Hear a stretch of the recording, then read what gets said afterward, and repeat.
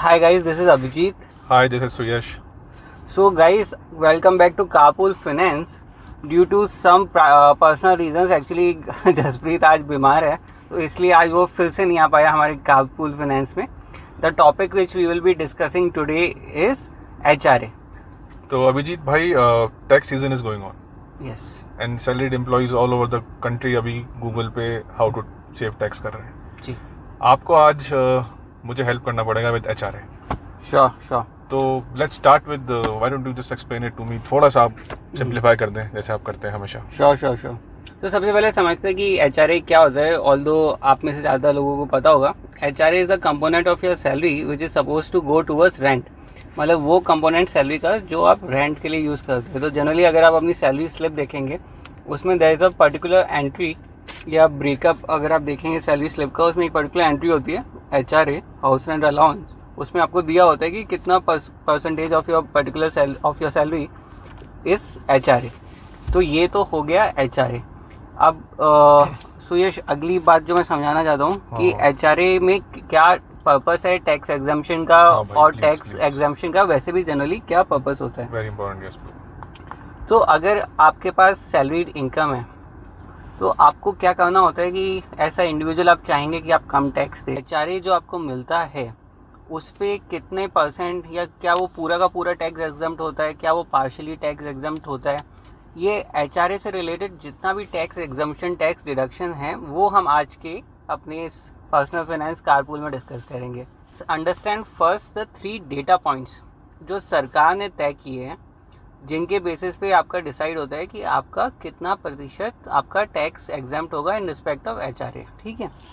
तो वो जो पहला डेटा पॉइंट है वो है कि actual HRA receive from your employer.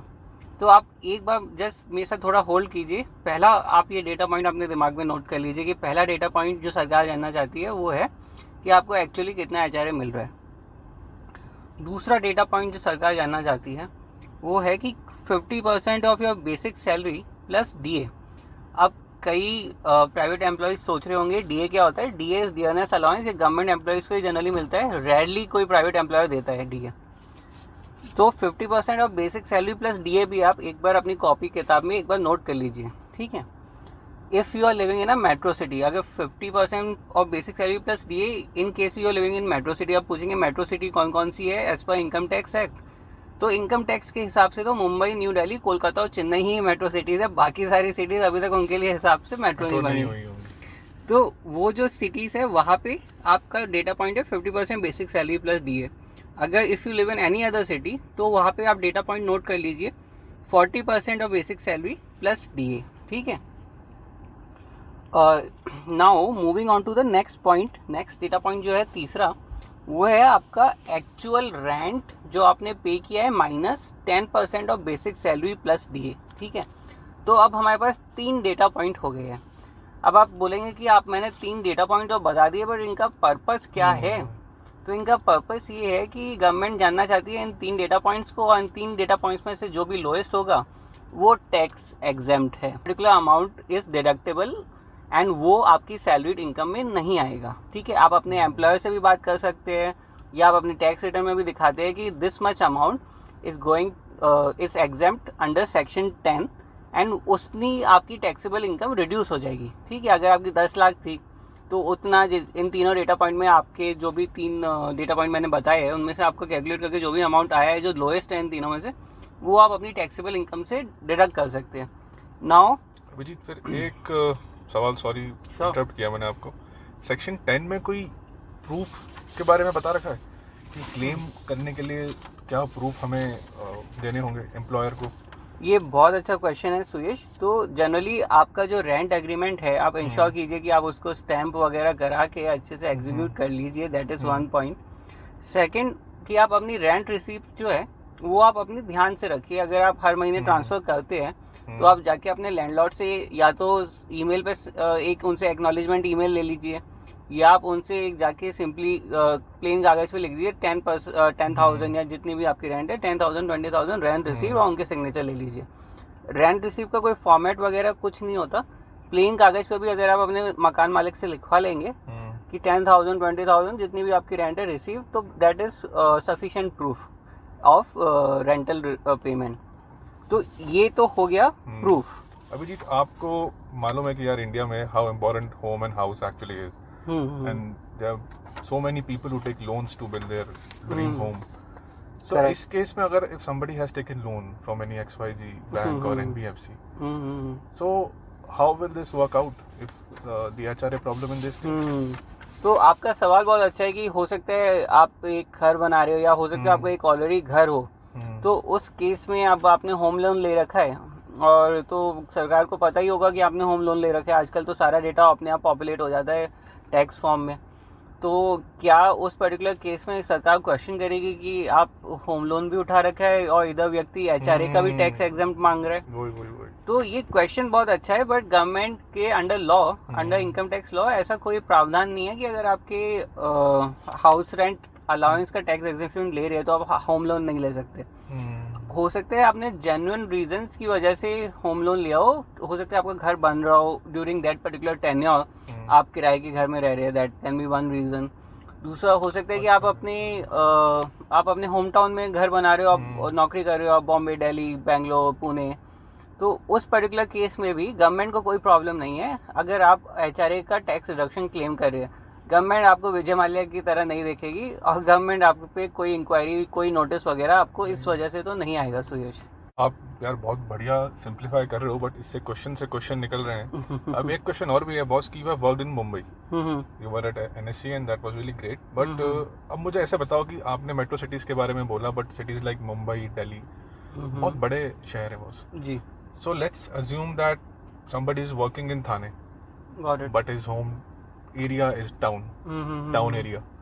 अब यहाँ पे distance is a very big problem. जी।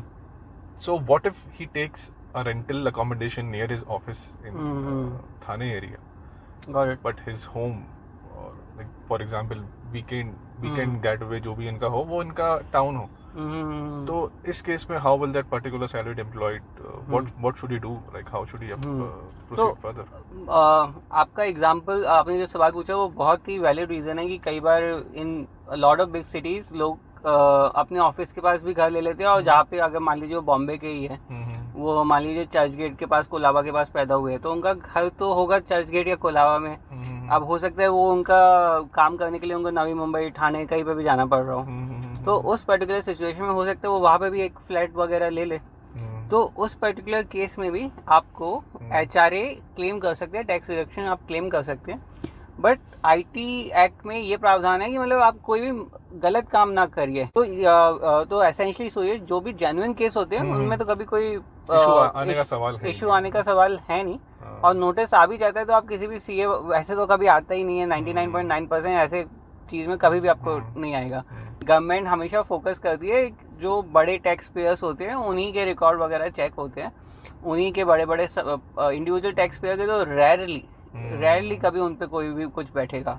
तो यार वो एक बात है, क्वेश्चन से क्वेश्चन के बारे में बात है कि क्या कोई और प्रिकॉशन लाइक हमें रखना चाहिए फ्रॉम, अगर HRA के मामले में बात कर रहे हैं, बिकॉज टैक्स सेविंग महीने में मार्च मैडनेस में it becomes all very hectic, तो वहाँ टाइम सेव हो, समथिंग लाइक दैट।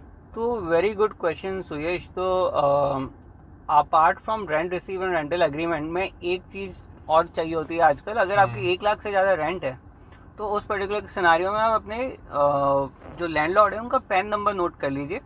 वो भी आपको जब टैक्स फाइलिंग हो रही होगी तो आपके CA वगैरह जिनके भी थ्रू अगर आप खुद भी करें तो वो उसकी ज़रूरत तब पड़ेगी, तो आप अपना पैन कार्ड का अपने लैंडलॉर्ड के पैन कार्ड का नंबर जरूर नोट कर लीजिए। भाई as we all know the concept of nuclear families and complex families अभी है, तो मान लीजिए if somebody is staying with their parents, इस केस में कोई प्रावधान है, जैसे आपने सेक्शन 10 अभी बताया इनकम टैक्स एक्ट का, आपने एक्सप्लेन किया, तो कोई और उसमें सब क्लॉज या कोई प्रावधान है जिसमें टैक्स सेविंग की कोई गुंजाइश हो सैलरीड एम्प्लॉइज के लिए? तो एक चीज आप कर सकते हैं, घर की बात घर में रख सकते हैं, आप अपने माँ बाप के साथ एक रेंटल एग्रीमेंट एग्जीक्यूट कर सकते हैं, फिर आप वो रेंट ट्रांसफर कर दीजिए अपने माँ बाप को, तो वो घर का मतलब फादर का मदर का पैसा तो अपना ही पैसा होता है, आप एक बार उनको वो रेंट पे कर दीजिए, ठीक है, रेंट रिसीव वगैरह रेंटल एग्रीमेंट पूरा साइन वगैरह कर दीजिए, उनका अपने फादर का पैन कार्ड भी नोट कर लीजिए या मदर का, और लास्ट में जो उससे आपको फ़ायदा ये होगा कि आपकी टैक्स डिडक्टिव आपकी जो टैक्सेबल इनकम है उसमें से आप HRA फिर एग्जाम कर लेना। ये जो 3 डेटा पॉइंट्स मैंने बताए थे, इनके बेसिस पे आप एग्जाम कर लेना, और वो जो पैसा है वो आपकी टैक्सेबल इनकम कम हो जाएगी, आपका आपने जितना टैक्स पे करना था वो उसकी लाइबिलिटी रिड्यूस हो जाएगी, and at the same time वो पैसा गया भी तो आपकी फैमिली में ही है। तो दोनों हाथों में लड्डू की बात है ये तो। अभिजीत, जब अपन फॉर्मेलिटीज की बात करते हैं in the month of March, तो यहाँ पे जो HR डिपार्टमेंट है, हाँ, उसका कितना रोल है इन दिस HRA? तो not only in the month of March, आपकी जो साल भर जो इनकम डिडक्ट होती है तो अक्सर प्राइवेट जॉब में आपके जो अकाउंट्स डिपार्टमेंट है और जो आपका HR डिपार्टमेंट है वो आपकी certain amount of income withheld करके देता है आपको। मतलब आपको का जो जितना लिखा हुआ है इन हैंड आना चाहिए उससे थोड़ा कम आता है, क्योंकि वो थोड़ा टैक्स विदहेल्ड कर देता है। वो उनके अकॉर्डिंग वो गवर्नमेंट को ट्रांसफ़र करते हैं, और वो अगर गवर्नमेंट को ट्रांसफ़र करे तो फिर वो फॉर्म 16 वगैरह भी आपको देते हैं, एंड आप जाके अपना फॉर्म 26 AS भी देख सकते हैं। तो वो सब तो एक बात हो गई, बट अगर आपके पास कोई रीज़न है जिस वजह से आपको लगता है कि आपकी tax liability should be reduce, जैसे अगर आप HRA अगर आप रेंट पे कर रहे हैं तो ऑब्वियसली आप अपने ये जो 3 मैंने पॉइंट्स बताए, इन पॉइंट्स को यूज़ करके आप अपनी टैक्स लायबिलिटी रिड्यूस कर सकते हैं। बस अब एक लास्ट में just to summarise it in 1 minute, I know you have already simplified it, but जो 3 पॉइंट्स आपने बताए हैं उसमें से जो लीस्ट अपन एग्जेम्प्ट होता है उसको अगर आप just with in a minute you can just wrap it up. Sure, but मैं ये ओरल रूप में नहीं बताऊंगा। हमारी वेबसाइट पे HRA टैक्स कैलकुलेटर हमने बनाया हुआ है।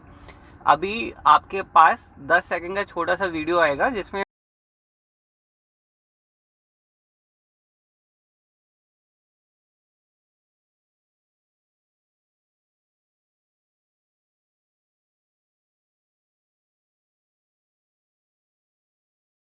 लास्ट में like always I will like to say कि we are a small startup, so each like share and subscribe matters।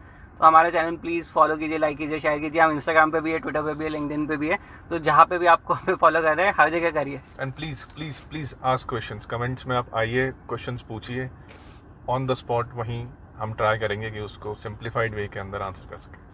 Thank you so much for your time guys.